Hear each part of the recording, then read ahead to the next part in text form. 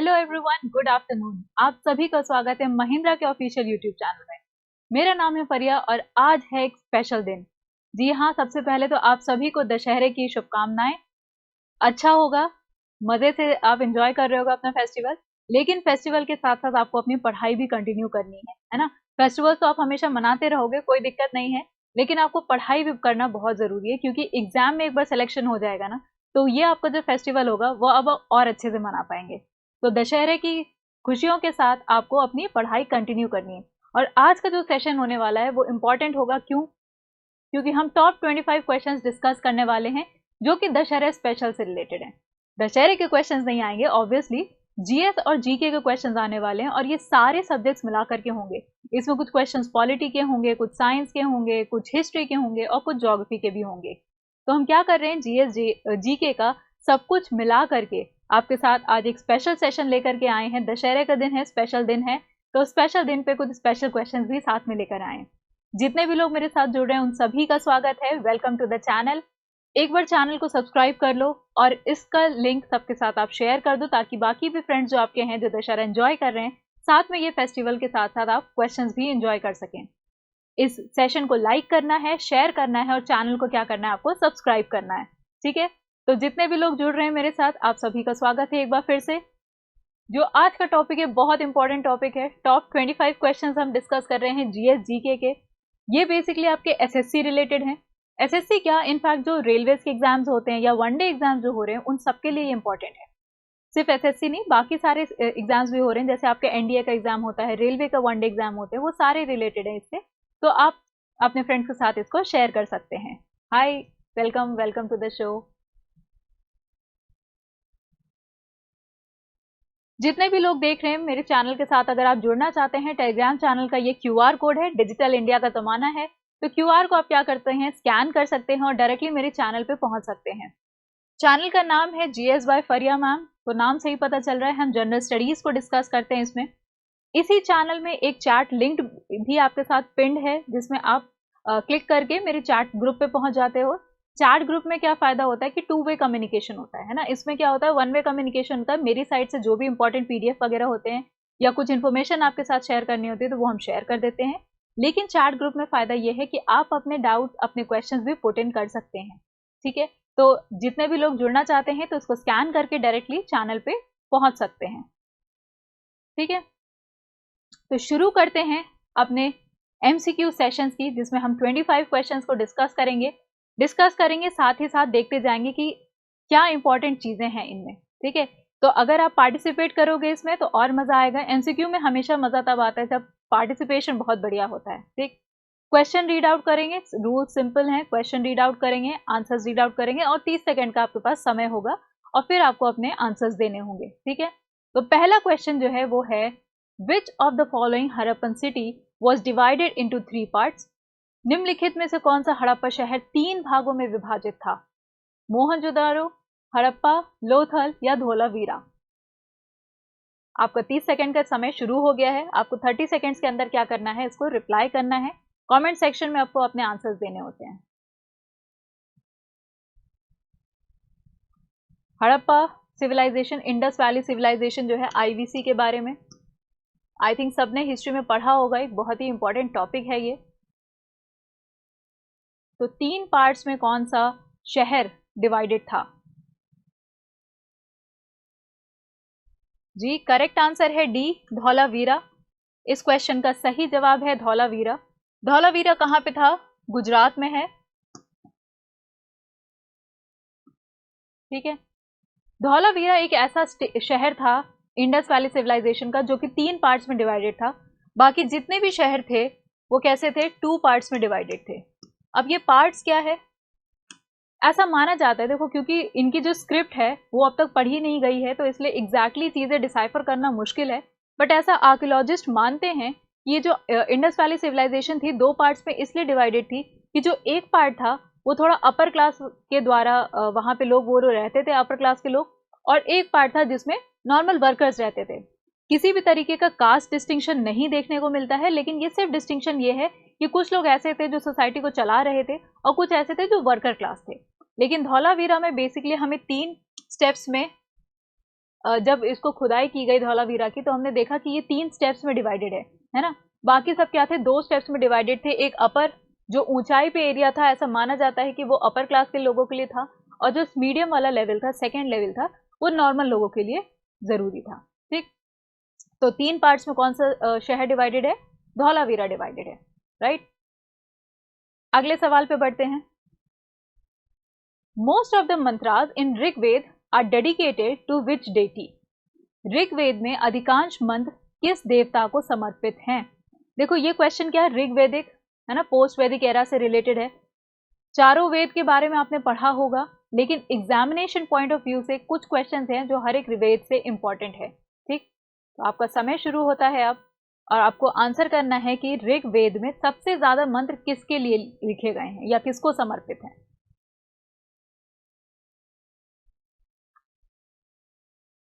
जितने भी लोग जुड़ रहे हैं उन सभी का स्वागत है एक बार फिर से चैनल पे।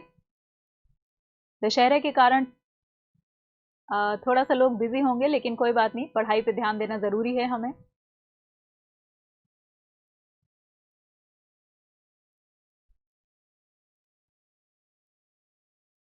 करेक्ट आंसर है इसका डी, इंद्र। करेक्ट आंसर क्या है, इंद्र। इंद्र जो भगवान थे, उनके लिए सबसे ज्यादा मंत्र लिखे गए हैं। कितने हैं, लगभग 250 से भी ज्यादा, मोर देन 250, मोर देन 250 मंत्र किसके लिए लिखे गए हैं, इंद्र को डेडिकेटेड हैं, राइट। ये ऋग्वेद की बात हो रही है। आपको क्या करना है, आपको चारों वेद की इंपॉर्टेंट चीजें, देखो सारी चीजें तो इंपॉर्टेंट नहीं होती। पहली चीज तो ये कि कितने मंडल्स में डिवाइडेड है, कितनी किताब है, कौन कौन सी किताब कब लिखी गई, और हर एक वेद किस चीज को डेडिकेटेड है। ठीक है, जैसे ऋग्वेद हो गया, सामवेद हो गया, अथर्ववेद है, तो अथर्ववेद किस चीज से रिलेटेड था, वो चीजें आपको क्या करनी होती है, रिवाइज करनी होती है, और आपको शॉर्ट नोट्स बनाने होते हैं उसके। ठीक है, शॉर्ट नोट्स नहीं बनाओगे तो एग्जाम से एक दिन पहले आप उसको रिवाइज नहीं कर पाओगे, पूरी बुक रिवाइज नहीं कर सकते, नोट्स बनाना इसलिए जरूरी होता है। ठीक है, बढ़ते हैं अगले क्वेश्चन की तरफ। विच of the following river flows between 2 mountain ranges. निम्नलिखित में से कौन सी नदी 2 पर्वत श्रृंखलाओं के बीच बहती है।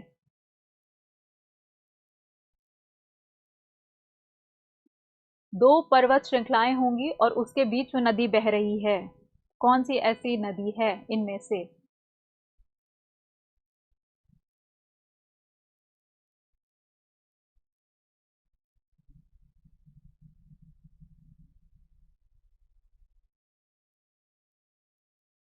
बहुत लोग क्वेश्चंस का आंसर दे रहे हैं, पार्टिसिपेट कर रहे हैं, अच्छा लग रहा है। बाकी फ्रेंड्स के साथ भी आप सेशन को शेयर कर सकते हैं ताकि वो भी हमारे साथ ज्वाइन इन कर सकें। करेक्ट आंसर इसका है बी, नर्मदा। करेक्ट आंसर इसका है बी, नर्मदा।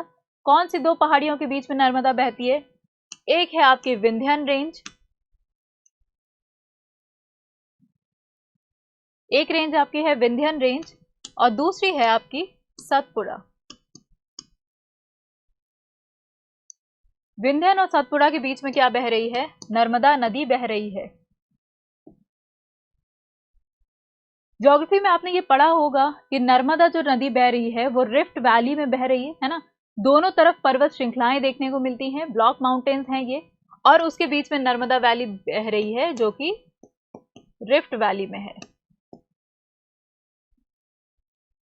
ठीक है, कौन कौन सी नदियां, देखो नदी तंत्र जो है ना इंडिया का, रिवर सिस्टम है, वो आपके लिए इंपॉर्टेंट है। कहाँ से उद्गम हो रहा है उनका, कहाँ पे जाके गिर रही हैं, बीच में कौन कौन से शहर इंपॉर्टेंट आते हैं, ये आपको किसी भी नदी के लिए जानना जरूरी है। तो अगर आपने मेरे सेशंस नहीं देखे हैं तो प्रीवियस प्लेलिस्ट में बना के रखा हुआ है महिंद्रास के ग्रुप में, आप प्लेलिस्ट में जाकर के चेक कर सकते हो कि हमने क्या किया है, ज्योग्राफी के इंपॉर्टेंट क्वेश्चंस को साथ में कवर किया है, प्लस कॉन्सेप्ट को भी कवर किया है। ठीक है, चलो अगला क्वेश्चन बढ़ते हैं। इनमें से कौन सी नदी पश्चिम की ओर नहीं बहती है, वेस्ट साइड पे नहीं गिरती है। ठीक, 2 तरफ इंडिया में नदियां बहती हैं, ईस्ट और वेस्ट, तो इनमें से कौन सी ऐसी नदी है जो वेस्ट की साइड पे नहीं गिरती है जाके।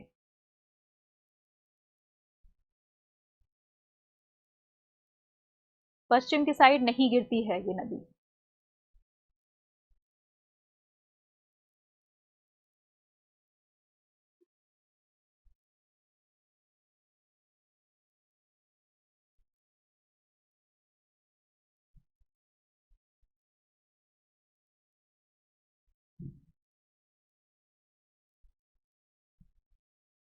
करेक्ट आंसर है इसका डी, यमुना।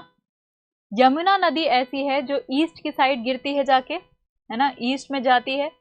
ईस्ट में इंडिया के क्या देखने को मिलता है आपको? बे ऑफ बंगाल है ना, बंगाल की खाड़ी है।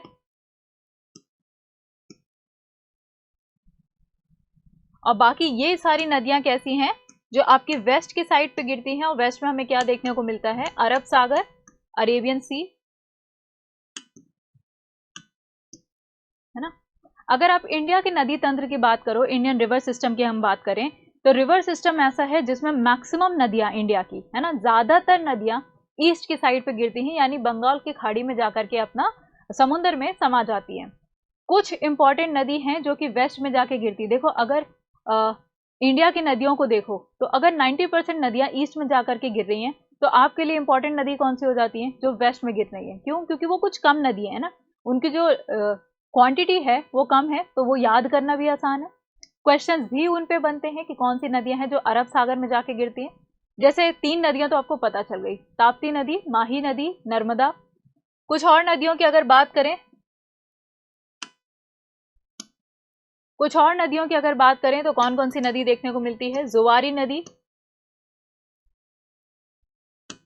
जुआरी नदी कहाँ पे है? गोवा में है, गोवा के पास में है। इनफैक्ट गोवा के पास की जितनी मेजर नदियां हैं वो सारी नदियां क्या करती हैं? अरब सागर में जाके गिरती हैं। दूसरी भारतपुजा नदी,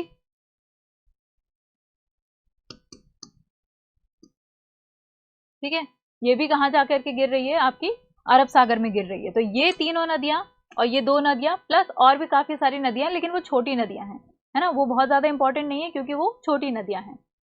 ये याद कर लेना है आपको कि वेस्ट पे अरब सागर में कौन सी गिर रही है और ईस्ट में बंगाल की खाड़ी में कौन सी नदियां जाके गिर रही हैं।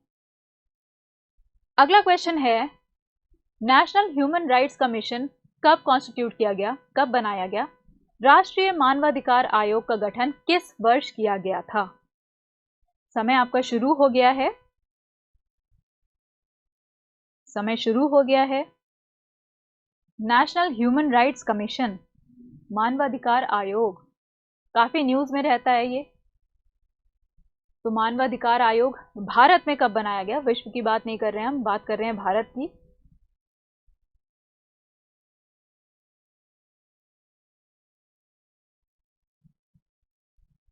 समय समाप्त होने को है जी, समय समाप्त होता है और करेक्ट आंसर है इसका 1993। 1993 अक्टूबर में बनाया गया था भारत में नेशनल ह्यूमन राइट्स कमीशन। ठीक है, नेशनल ह्यूमन राइट्स कमीशन का काम क्या होता है? इसका काम क्या है कि मानवाधिकार, है ना, जो जितने भी आपके ह्यूमन राइट्स हैं वो सेफली बने रहें, उनका कहीं हनन ना हो रहा हो, उसकी देखरेख के लिए एक एपेक्स बॉडी बनाई गई है जिसका नाम है नेशनल ह्यूमन राइट्स कमीशन। ठीक है, तो नेशनल ह्यूमन राइट्स कमीशन 93 में बनाया गया था। अब आपका होमवर्क क्या है कि आपको चेक करना है कि इस समय इसका चेयरमैन कौन है और ये चेयरमैन को अपॉइंट कौन करता है।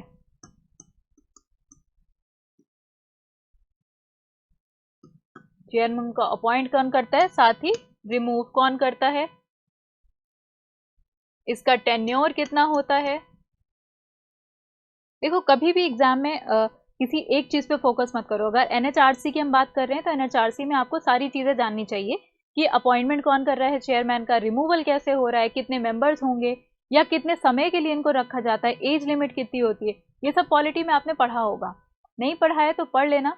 किसी भी बॉडी की, अगर कोई भी बॉडी है, चाहे वो कॉन्स्टिट्यूशनल बॉडी हो, है ना, या एक्स्ट्रा कॉन्स्टिट्यूशनल बॉडी हो, आपको क्या करना है, उनसे रिलेटेड ये सारी चीजें आपको एक बार पढ़ लेनी है, एग्जाम से पहले रिवाइज कर लेना है। अगला क्वेश्चन है ज्योग्राफी से रिलेटेड कि which of the following planet has no satellite? निम्नलिखित में से किस ग्रह का कोई उपग्रह नहीं है? सैटेलाइट नहीं है, उपग्रह नहीं है। समय आपका शुरू हो गया है। सिंपल क्वेश्चन है कि कौन सा ऐसा प्लैनेट है, कौन सा ऐसा ग्रह है जिसका कोई उपग्रह नहीं है, सैटेलाइट नहीं है।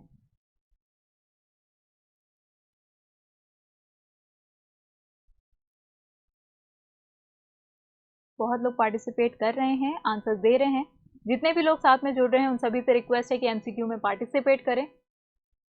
भले ही आंसर गलत हो लेकिन कोई बात नहीं, आंसर देना चाहिए। जब तक आप आंसर दोगे नहीं तब तक आप सीखोगे नहीं।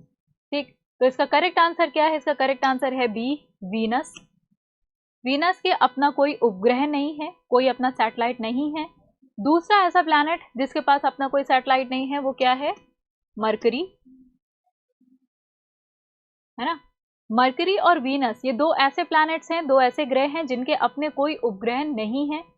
अगर मार्स की बात करें तो मार्स के दो उपग्रह हैं, फोबोस और डीमोस, जिसका नाम है। जुपिटर के बहुत सारे हैं, है ना, बहुत सारे हैं इनके। अगर एक इंपॉर्टेंट का नाम लिखा जाए तो लिखा जाएगा यूरोपा, है ना, गैनीमीड। सारे नाम तो याद करने की जरूरत नहीं है, लेकिन ये जो इंपॉर्टेंट है उन्हीं का नाम हम मेंशन कर रहे हैं। यूरेनस की अगर बात करो तो यूरेनस के भी 27, शायद 27 हैं।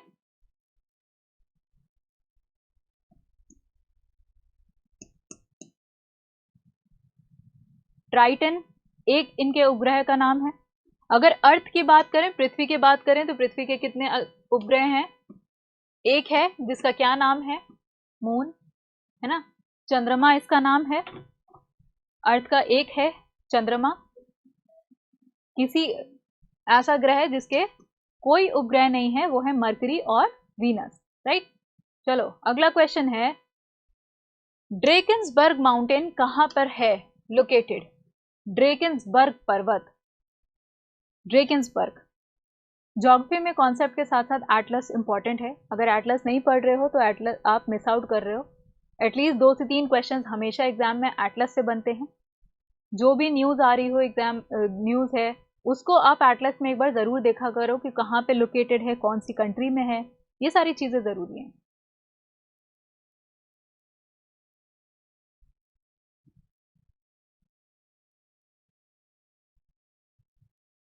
अगर ड्रेकन्सबर्ग की बात करें तो ड्रेकन्सबर्ग आपको देखने को मिलता है साउथ अफ्रीका में, है। अफ्रीका का मैप देखना, अफ्रीका का मैप आप देखोगे तो सबसे साउथ में एक कंट्री है उनकी, साउथ अफ्रीका। साउथ अफ्रीका में ड्रेकन्सबर्ग माउंटेन लोकेटेड है। तो अभी एटलस, जब आप क्लास के बाद एटलस खोलना और चेक करना कि ये कहाँ पे लोकेटेड है ना, ईस्ट कोस्ट पे है कि वेस्ट कोस्ट पे है, इसके आसपास की वाटर बॉडी कौन सी है, कौन सी नदी इसके पास से निकलती है। तो ये सारी चीजें आपको खुद से करनी है। ड्रेकन्सबर्ग कहाँ लोकेटेड है? साउथ अफ्रीका में, ठीक। चलो अगले क्वेश्चन पे बढ़ते हैं। भारत में लवणीय मिट्टी, सेलाइन सॉइल का क्षेत्रफल सबसे अधिक किस राज्य में है? सलाइन सॉइल कहां पे सबसे ज्यादा देखने को मिलता है भारत की अगर बात करो? सॉइल में आपने कैरेक्टरिस्टिक पढ़ी होगी हर एक सॉइल की, कि कौन सा सॉइल अच्छा होता है, कौन सा सॉइल बुरा होता है, किसमें क्या प्रॉपर्टीज ज्यादा हैं, वो सारी चीजें। तो अगर सलाइन सॉइल की बात करें, लवणीय मिट्टी की बात करें, तो इसमें किस स्टेट में सबसे ज्यादा है?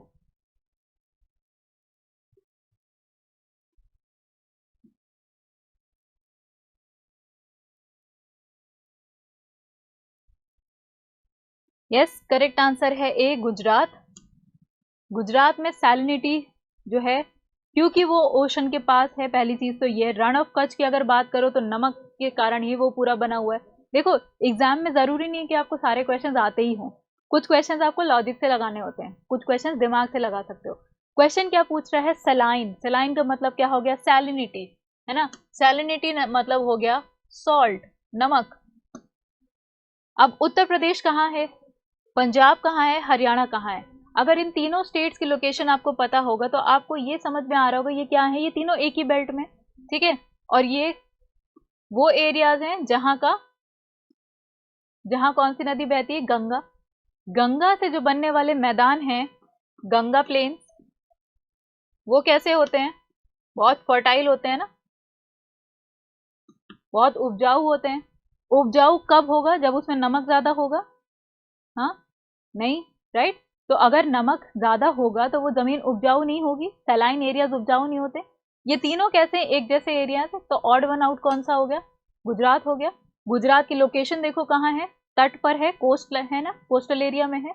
तो इसलिए करेक्ट आंसर आपका क्या हो जाएगा? गुजरात। अगर नहीं भी आपको समझ में आता है, आपको नहीं आ रहा था यह, तो भी आप क्या कर सकते हो? लॉजिक के थ्रू, एलिमिनेशन मेथड से आप आंसर निकाल सकते हैं। अगला क्वेश्चन, इंडिका, ये किसी एक बुक का नाम है, पुस्तक का नाम है इंडिका। तो इंडिका जो किताब है वो किसने लिखी थी, इसका लेखक कौन था? कौटिल्य, स्ट्राबो, प्लिनी या मेगास्थनीज?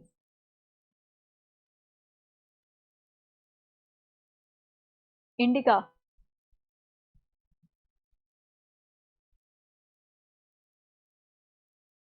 जो ये बुक्स होती है ना, ये बुक्स एक बहुत इंपॉर्टेंट सोर्स हैं अपने हिस्ट्री के बारे में जानने के लिए। तो किस बुक से हमें काफ़ी इंफॉर्मेशन मिली है, इस बुक से हमें काफ़ी इंफॉर्मेशन मिली है। तो ये बुक लिखी किसने थी? इंडिका, ये बुक लिखी किसने है? ये बुक लिखी है, यस करेक्ट है, डी मेगास्थनीज ने। मेगास्थनीज द्वारा लिखी गई किताब का नाम है इंडिका। ठीक। चंद्रगुप्त मौर्य के समय की बात है ये, जब मेगास्थनीज विजिट करते हैं इंडिया, और उन्होंने इंडिया के बारे में काफ़ी इंफॉर्मेशन दी है अपनी किताब में। अलग अलग जगह देखो, इंडिका जो एक किताब है ना, वो कोई एक किताब नहीं थी, इन्होंने अलग अलग जगह पे लिखा हुआ था। फिर बाद में जब वो कंपाइल किया गया एक साथ, तब उस बुक का नाम दिया गया, क्या, इंडिका कहा गया उसको। ठीक है, अगले क्वेश्चन पे बढ़ते हैं। अगला क्वेश्चन है हिस्ट्री, मॉडर्न हिस्ट्री से रिलेटेड। जो practice of Sati, when was practice of Sati abolished by William Bentinck? William Bentinck द्वारा सती प्रथा को कब समाप्त किया गया था, किस साल में? William Bentinck governor general, history में गवर्नर जनरल के काल, और उन्होंने क्या क्या इंपॉर्टेंट काम किए हैं वो तो पता होने ही चाहिए। अगर आप मॉडर्न इंडिया पढ़ रहे हो, मॉडर्न हिस्ट्री पढ़ रहे हो, तो आपको ये पता होना चाहिए कि क्या क्या काम किए गए हैं।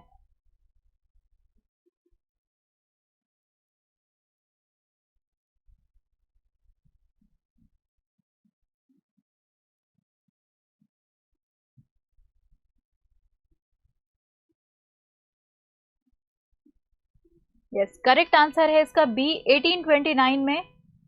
1829 में सती प्रथा जो थी, विलियम बेंटिक ने इसको ऑफिशियली अबॉलिश कराया था। एक इंपॉर्टेंट स्टेप था इंडिया में, है ना। इसका जो सपोर्ट किया था, वो सपोर्ट किया था राजा राम मोहन रॉय ने भी।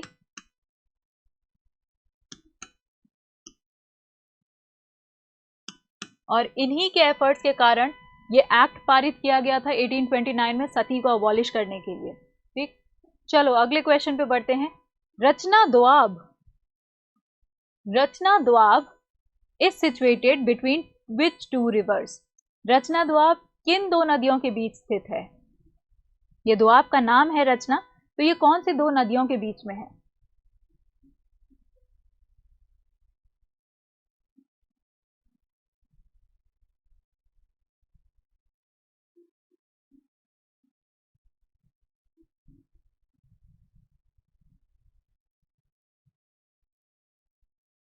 दोआब तो पढ़ा होगा आपने ज्योग्राफी में कि दोआब क्या होते हैं। अलग अलग दोआब के कुछ नाम भी दिए गए हैं। तो अगर रचना दोआब की हम बात करें, तो रचना दोआब किसके बीच में है? रावी और चेनाब के बीच में रचना दोआब देखने को मिलता है। दोआब का मतलब क्या होता है? दोआब का मतलब होता है किन्हीं दो नदियों के बीच का लैंड, किन्हीं दो नदियों के बीच की जमीन को कहा जाता है Doab. Land between two reverse.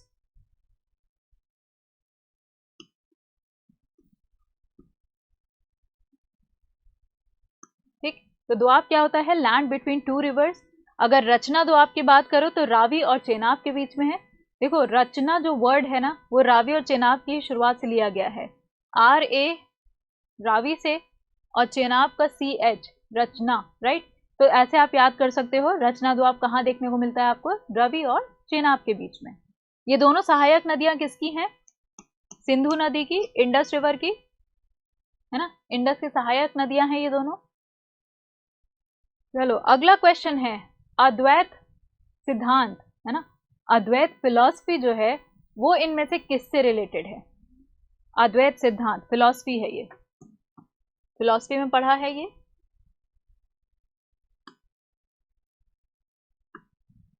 ये क्वेश्चन एक बार आपके एग्जाम में पूछा जा चुका है एसएससी में, कि ये अद्वैत सिद्धांत किससे रिलेटेड है।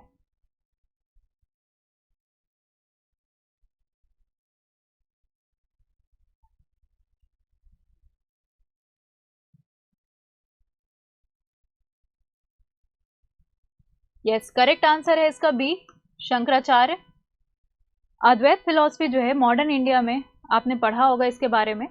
नहीं पढ़ा है तो there are different schools of philosophy, sorry ancient India में, है ना, एंशिएंट इंडिया में डिफरेंट फिलोसफी के स्कूल्स थे भारत में। वो स्कूल्स कौन कौन से थे? जैसे न्याय है ना, वैशेषिका है, योग है, इन सबको किसने दिया था और ये क्या क्या बोलते हैं वो इंपॉर्टेंट है आपके लिए। अगर अद्वैत फिलॉसफी की बात करो तो शंकराचार्य जी ने अद्वैत फिलॉसफी दी थी, ठीक है। ये बात करता है नॉन डुअलिज्म की, ये बात करते हैं किसकी? नॉन डुअलिज्म की। इनके हिसाब से आत्मा और ब्रह्मांड दोनों एक ही चीज हैं, तो जो सुप्रीम एंटिटी है वो क्या है? ब्रह्मांड। सुप्रीम बीइंग, सबसे बड़ी चीज जो है आपकी लाइफ में वो क्या होगी? ब्रह्मांड है, ठीक। नॉन ड्युअलिज्म बात करते हैं कौन? शंकराचार्य अद्वैत फिलॉसफी से। अद्वैत अगर हिंदी में ही समझो तो द्वैत का मतलब क्या होता है? टू। अद्वैत मतलब हो गया नॉन डुअल, है ना, नॉन डुअलिज्म। अगला सवाल है वॉल्केनो से रिलेटेड, ज्वालामुखी से रिलेटेड, कि इनमें से किसको lighthouse of the Mediterranean sea कहा जाता है? भूमध्य सागर का प्रकाश स्तंभ किसको कहते हैं इनमें से? बैरन आइलैंड, फूजियामा, स्ट्रोम्बोलाई या फिर मोना लोआ?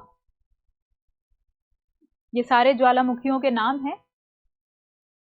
इनमें से किसको भूमध्य सागर का प्रकाश स्तंभ कहते हैं, लाइट हाउस कहते हैं?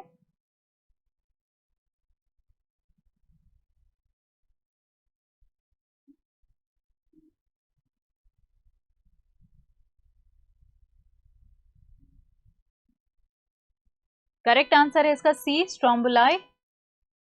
इसको मेडिटेरेनियन सी का लाइट हाउस कहा जाता है। बैरल आइलैंड की बात करो तो ये कहाँ है? ये इंडिया में है ना, अंडमान निकोबार के पास में। इंडिया में दो बेसिकली आपके जो वॉल्केनिक आइलैंड्स हैं, एक तो है बैरन आइलैंड, दूसरा है नारकोंडम। फूजियामा कहाँ देखने को मिलता है? फूजियामा है जापान में, स्ट्रोम्बोलाई मेडिटेरेनियन में है, इटली के पास में है, मेडिटेरेनियन के पास में है, भूमध्य सागर के पास में है, लेकिन है इटली के कोस्ट के पास में। अगर मोना लोआ की बात करो तो ये कहाँ देखने को मिलता है? हवाई में, यूएसए में। हवाईयन आइलैंड है मोना लोआ, यूएसए में देखने को मिलता है, ठीक है। अगला question, which institution suggested the establishment of Lokpal and Lokayukta in India? Bharat में लोकपाल एवं लोकायुक्त की स्थापना का सुझाव किस संस्था ने दिया था? लोकपाल और लोकायुक्त, लोकपाल के बारे में काफ़ी चर्चा रहती है हर बार कि उनका मतलब किसको किसको वो अपने उसमें ला सकते हैं, है ना, एलिजिबिलिटी किसकी है, कितने लोग उसके रेंज में आते हैं, नहीं आते हैं। तो लोकपाल का बेसिकली सजेशन किसने दिया था कि इंडिया में लोकपाल होना चाहिए?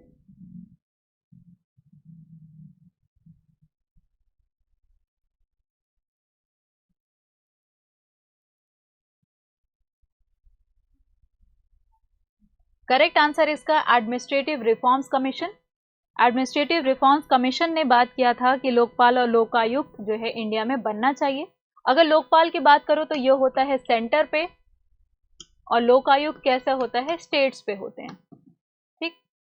Administrative reforms commission. अगला क्वेश्चन, ये जो बुक है पंचतंत्र, इसके लेखक कौन थे? ऑथर कौन था पंचतंत्र का? पंचतंत्र का लेखक कौन था?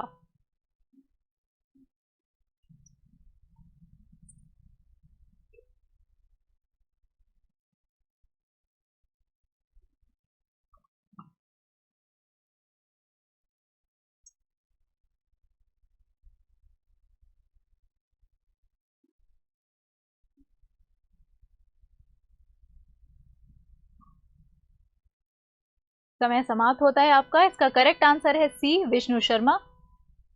पंचतंत्र की कहानियां शायद बचपन में आपने सबने सुनी होगी, इस पे स्टोरीज भी काफ़ी बनती हैं, आज भी स्टोरीज और मूवीज इस पे बनाई जाती हैं। तो इसके लेखक कौन थे? विष्णु शर्मा लेखक थे इसके, ठीक।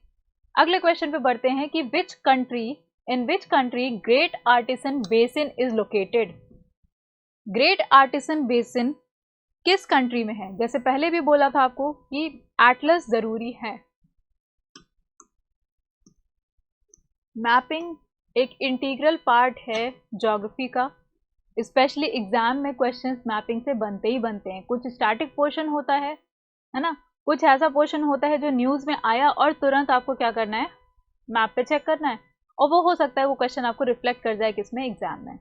तो मैपिंग आपके लिए ज़रूरी है, मैपिंग करते रहना चाहिए। और मैपिंग एक दिन में नहीं होती है ना, मैपिंग की तैयारी होती रहती है, लगातार करते रहते हैं।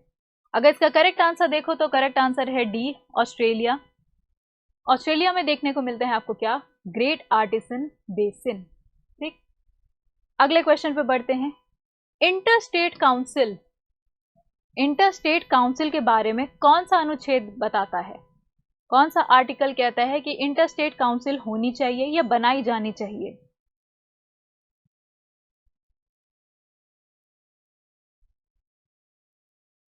आज दशहरे का दिन है वो, लेकिन फेस्टिवल के साथ साथ पढ़ाई ज़रूरी है। हो सकता है आज ही के दिन जो आप पढ़ें वो आपके एग्जाम में रिफ्लेक्ट हो जाए, आपके एग्जाम में आ जाए। तो इस मन से, पूरे मन से आपको पार्टिसिपेट करना है।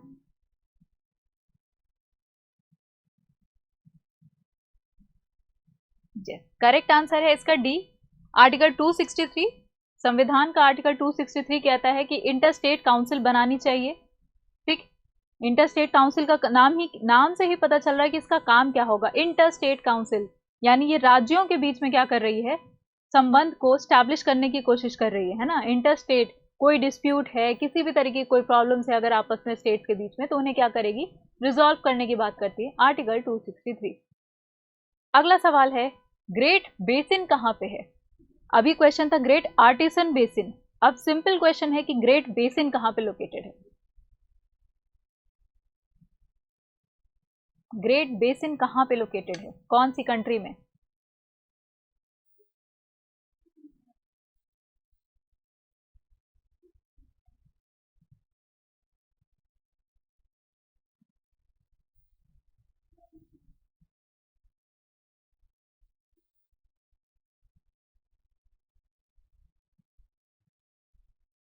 गुड, बहुत लोगों ने इसका करेक्ट आंसर दिया है, और करेक्ट आंसर है इसका D, USA.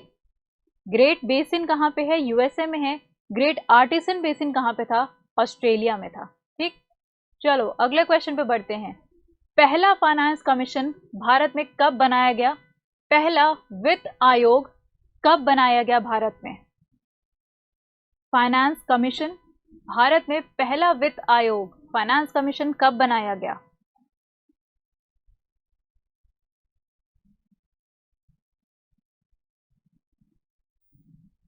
Finance commission important है, कॉन्स्टिट्यूशन में कौन से आर्टिकल में दिया हुआ है, कौन कौन से मेंबर्स होते हैं, कौन अपॉइंट करता है, ये सब पढ़ लेना। Finance commission, yes correct answer है इसका डी, 1951 में पहली बार बनाया गया वित्त आयोग, फाइनेंस कमीशन। अगर इनके पहले चेयरमैन की बात करो तो पहले चेयरमैन कौन थे, मिस्टर केसी नियोगी। ठीक, पहले चेयरमैन कौन थे, केसी नियोगी। आपका काम क्या है कि पहला आपको पता चल गया, अब आपको ये पता करना है कि इस समय कौन सा फाइनेंस कमीशन चल रहा है और उसके चेयरमैन कौन है। ठीक, ये आपका होमवर्क रहेगा कि कौन चेयरमैन है और कौन सा फाइनेंस कमीशन इस समय चल रहा है, कब बनाया गया और वो अपनी रिपोर्ट कब सबमिट करेगा। 1951 पहला फाइनेंस कमीशन केसी नियोगी द्वारा। अगला सवाल है, किस रेवोल्यूशनरी, किस क्रांतिकारी का वास्तविक नाम रामचंद्र पांडुरंग था। रामचंद्र पांडुरंग बहुत ही फेमस रेवोल्यूशनरी है ये, जिन्होंने, एक हिंट के लिए देते हैं आपको, जिन्होंने 1857 की क्रांति में पार्टिसिपेट किया था, बहुत इंपॉर्टेंट रोल प्ले किया था, किसी एक जगह से इन्होंने लड़ाई भी की थी। तो रामचंद्र पांडुरंग किसका नाम था। एक्चुअली आत्माराम पांडुरंग भी एक रेवोल्यूशनरी है ना, हिस्ट्री में आपने पढ़ा होगा शायद उनके बारे में भी, है ना। सोशल रिफॉर्मर है वो, रेवोल्यूशनरी नहीं कह सकते, सोशल रिफॉर्मर कह सकते हैं। खैर, इसकी अगर करेक्ट आंसर की बात करें तो तात्या तोपे, इनका ओरिजिनल नाम क्या था, रामचंद्र पांडुरंग था। 1857 की क्रांति में इन्होंने कानपुर से नेतृत्व किया था, है ना, 1857 की क्रांति में रामचंद्र पांडुरंग। अगला क्वेश्चन, किस आर्टिकल में, किस अनुच्छेद में भारत में राष्ट्रीय आपातकाल घोषित किया जा सकता है, नेशनल इमरजेंसी लगाई जा सकती है। ध्यान रखो कौन सी इमरजेंसी की बात हो रही है, नेशनल इमरजेंसी की बात हो रही है, तो कौन से आर्टिकल में लगाया जाता है, मतलब किस आर्टिकल के अंडर इसको लगाया जा सकता है?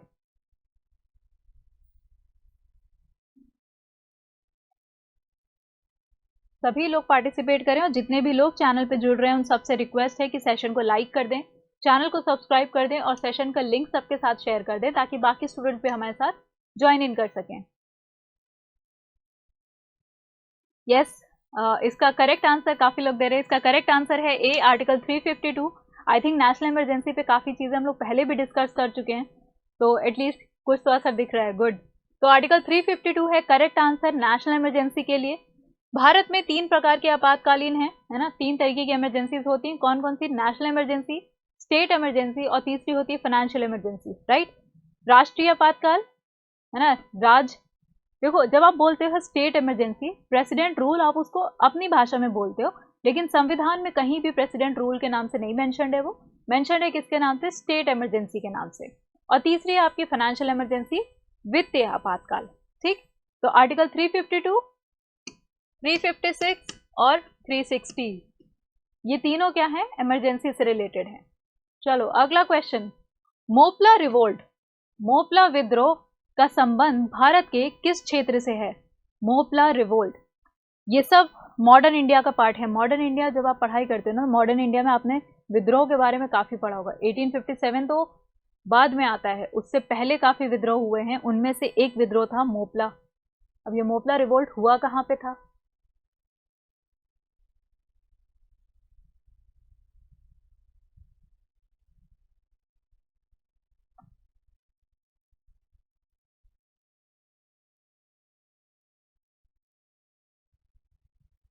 करेक्ट आंसर है इसका सी, केरला। मोपला विद्रोह हुआ था केरला में। लैंडलॉर्ड्स के अगेंस्ट हुआ था, जमींदारों के अगेंस्ट हुआ था, जो ब्रिटिशर्स थे है ना, जो लोकल लोग थे केरला के, उन्होंने जमींदारों के खिलाफ रिवोल्ट किया था, मोपला रिवोल्ट। अगला सवाल है इंडियन नेशनल कांग्रेस से 1906 का कलकत्ता अधिवेशन, भारतीय राष्ट्रीय कांग्रेस के अध्यक्ष कौन थे 1906 में? 1906 सबको पता होगा, 1905, 1906 क्या सीजन चल रहा था उस समय, क्या चीज़ें इंपॉर्टेंट थी उस समय, है ना। बंगाल विभाजन की बात हो रही थी, फिर 1907 में आपका स्वदेशी रिवोल्ट आता है ना, स्वदेशी मूवमेंट आता है। तो उस समय जो कलकत्ता अधिवेशन हुआ था 1906 में, उसका चेयरमैन कौन था, हेड कौन था?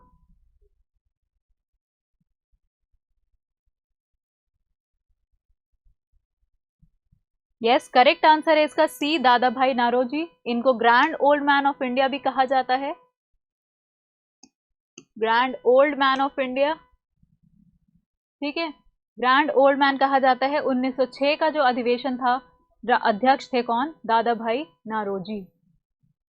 अगले सवाल पे बढ़ते हैं। अगला सवाल है right to life and personal liberty, जीवन और व्यक्तिगत स्वतंत्रता के अधिकार कौन से आर्टिकल में दिए हुए हैं? यह आर्टिकल बहुत इंपॉर्टेंट है। सुप्रीम कोर्ट लगातार क्या करता है, इसका जो स्कोप है उसको बढ़ाता जाता है। जो चीज लिखी है सिर्फ उससे मतलब नहीं है, इस मतलब लाइफ और पर्सनल लिबर्टी में आपकी क्या क्या चीजें इंक्लूड होती जाती हैं। तो आर्टिकल क्वेश्चन नंबर 24 का आंसर क्या है? Right to life and personal liberty.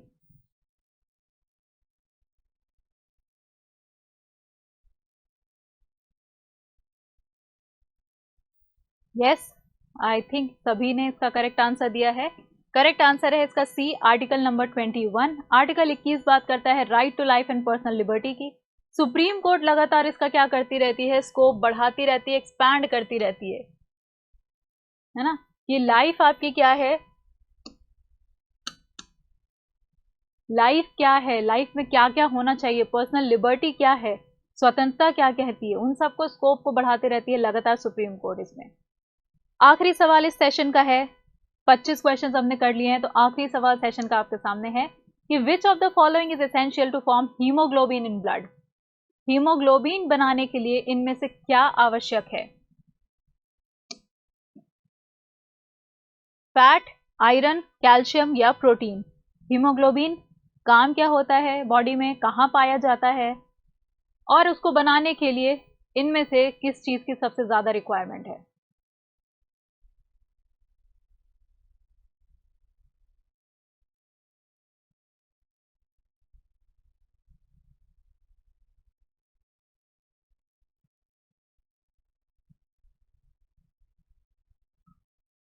Yes, correct answer है इसका बी, आयरन। आयरन जरूरी होता है हीमोग्लोबिन बनाने के लिए। यह आपकी ब्लड में मिलता है, रेड ब्लड सेल्स में, आरबीसी में देखने को मिलता है हीमोग्लोबिन, है ना। तो आज के सेशन को इस क्वेश्चन के साथ हम कंप्लीट करते हैं, एंड करते हैं। होपफुली आपको मजा आया होगा, काफी अच्छा पार्टिसिपेशन आपने दिखाया और इन क्वेश्चन से आपको कुछ सीखने को भी मिलता है। ठीक है, फिर से एक बार दशहरे की आप सभी को शुभकामनाएं। सेलिब्रेट करो, अच्छे से एंजॉय करो, थोड़ा रिलैक्स करो, पर साथ ही साथ हम क्या करते रहेंगे, अपनी पढ़ाई भी बढ़ाते रहेंगे। जितने भी लोग मेरे चैनल के साथ, टेलीग्राम चैनल के साथ जुड़ना चाहते हैं, उन सबके लिए ये क्यूआर कोड है। एक बार फिर से आप इसको स्कैन करके मेरे चैनल के साथ जुड़ सकते हैं और अपने क्वेश्चंस और डाउट्स मेरे साथ शेयर कर सकते हैं। अच्छा लगा हो सेशन तो इसको लाइक कर दें, चैनल को सब्सक्राइब कर दें। मिलेंगे अब नए सेशन के साथ एक नए टाइम पे। Thank you very much. Subscribe now and press the bell icon. Never miss an update.